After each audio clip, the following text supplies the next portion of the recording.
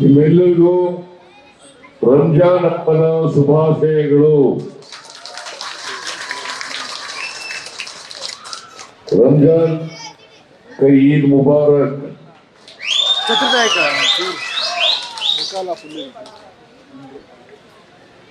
ನೀವೆಲ್ಲರೂ ಕೂಡ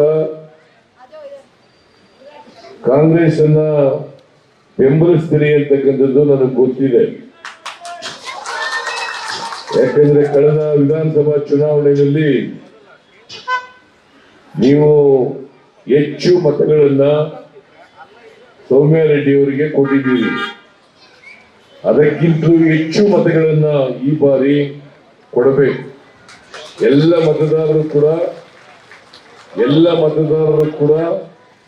ಮತಗಟ್ಟೆಗೆ ಹೋಗಿ ಸೌಮ್ಯ ರೆಡ್ಡಿ ಅವರಿಗೆ ಓಟನ್ನ ಮಾಡಬೇಕು, ಆಶೀರ್ವಾದವನ್ನ ಮಾಡಬೇಕು ಅಂತೇಳಿ ನಿಮ್ಮಲ್ಲಿ ಅತ್ಯಂತ ಕಳಕಳಿಯಿಂದ ಪ್ರಾರ್ಥನೆಯನ್ನ ಮಾಡ್ತೇನೆ.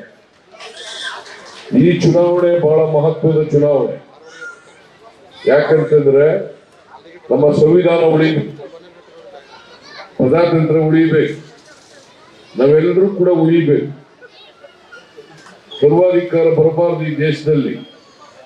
ನರೇಂದ್ರ ಮೋದಿಯವರು ಸರ್ವಾಧಿಕಾರಿ ರೀತಿಯಲ್ಲಿ ವರ್ತನೆ ಮಾಡ್ತಾ ಇದ್ದಾರೆ. ಸರ್ವಾಧಿಕಾರ ಬಂದ್ರೆ ನಮ್ಮ ಹಕ್ಕುಗಳೆಲ್ಲ ಕಿತ್ಕೊಂಡ್ಬಿಡ್ತಾರೆ. ನಮಗೆ ಬದುಕುವ ಹಕ್ಕನ್ನೇ ಕಿತ್ಕೊಂಡ್ಬಿಡ್ತಾರೆ. ಅದಕ್ಕೋಸ್ಕರ ದಯಮಾಡಿ ನಿಮ್ಮಲ್ಲಿ ಅತ್ಯಂತ ಕಳಕಳಿಯಿಂದ ಪ್ರಾರ್ಥನೆ ಮಾಡ್ತೇನೆ. ದೇಶ ಉಳಿಸ್ಲಿಕ್ಕೋಸ್ಕರ, ನಮ್ಮನ್ನ ಉಳಿಸ್ಕೊಳ್ಳಿಕ್ಕೋಸ್ಕರ, ನಮ್ಮ ಹಕ್ಕುಗಳನ್ನು ರಕ್ಷಣೆ ಮಾಡ್ಲಿಕ್ಕೋಸ್ಕರ, ಸಂವಿಧಾನ ರಕ್ಷಣೆ ಮಾಡ್ಲಿಕ್ಕೋಸ್ಕರ ಈ ಸಾರಿ ಬಿಜೆಪಿಗೆ ವಿರುದ್ಧವಾಗಿ ಮತ ಹಾಕಬೇಕು ಅಂತ ಹೇಳಿ ನಿಮ್ಮಲ್ಲಿ ಕಳಕಳಿಯಿಂದ ಪ್ರಾರ್ಥನೆ ಮಾಡ್ತೇವೆ. ನಾವು ಸುಮ್ಮನೆ ಮತ ಕೇಳ್ತಾ ಇಲ್ಲ. ನಾವು ಬಡವರಿಗೆ, ಎಲ್ಲ ಧರ್ಮದವರಿಗೆ, ಎಲ್ಲ ಜಾತಿಯವರಿಗೆ ಸಹಾಯ ಮಾಡ್ತಕ್ಕಂಥ ಕೆಲಸವನ್ನು ಮಾಡಿದ್ದೀವಿ. 5 ಗ್ಯಾರಂಟಿಗಳನ್ನ ಜಾರಿ ಮಾಡಿದ್ದೀವಿ, ನುಡಿದಂತೆ ನಡೆದಿದ್ದೀವಿ.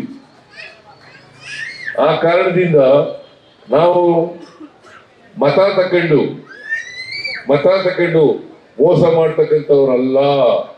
ಬಡವರ ಪರವಾಗಿ ಕೆಲಸ ಮಾಡ್ತಕ್ಕಂಥವ್ರು, ಮತ್ತೆ ಎಲ್ಲ ಜನರನ್ನು ಕೂಡ, ಯಾವುದೇ ಧರ್ಮಕ್ಕೆ ಸೇರಿರಲಿ. ಕುವೆಂಪು ಅವರು ಏನ್ ಹೇಳಿದ್ದಾರೆ?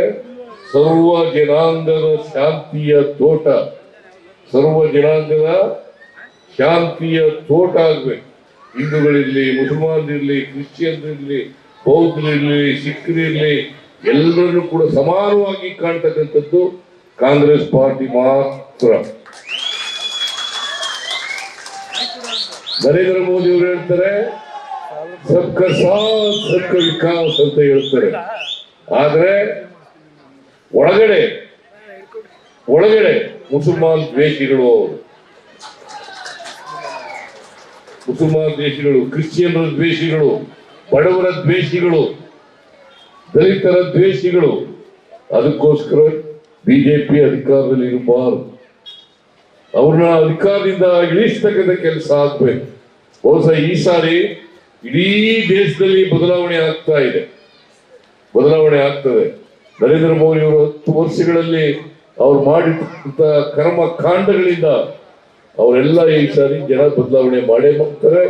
ಕಾಂಗ್ರೆಸ್ ಪಕ್ಷ ಮತ್ತೆ ಅಧಿಕಾರಕ್ಕೆ ಬರ್ತದೆ. ಎಲ್ಲರೂ ಕೂಡ ಸಂಪೂರ್ಣವಾಗಿ ಕಾಣ್ತಕ್ಕಂಥ ಪ್ರಯತ್ನವನ್ನ ಮಾಡ್ತದೆ. ಅದಕ್ಕೋಸ್ಕರ ನೀವೆಲ್ಲರೂ ಕೂಡ ಸೌಮ್ಯ ರೆಡ್ಡಿ ಹೊಸಬರೇನಲ್ಲ. ಈ ಕ್ಷೇತ್ರದಲ್ಲಿ 5 ವರ್ಷ ಶಾಸಕರಾಗಿ ಕೆಲಸ ಮಾಡಿದ್ದಾರೆ.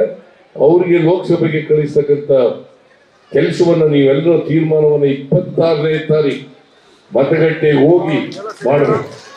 ಮತ್ತೊಮ್ಮೆ ನಿಮ್ಮೆಲ್ಲರಿಗೂ ಕೂಡ ರಂಜಾನ್ ಹಬ್ಬದ ಶುಭಾಶಯಗಳನ್ನು ಕೋರಿ ನನ್ನ ಮಾತನ್ನು ಮುಗಿಸ್ತೇನೆ. ಜೈ ಹಿಂದ್, ಜೈ ಕರ್ನಾಟಕ. ನ್ಯೂಸ್ ಫಸ್ಟ್, ನಿರ್ಭೀತಿಯಿಂದ ನಿಮ್ಮ ಪರವಾಗಿ.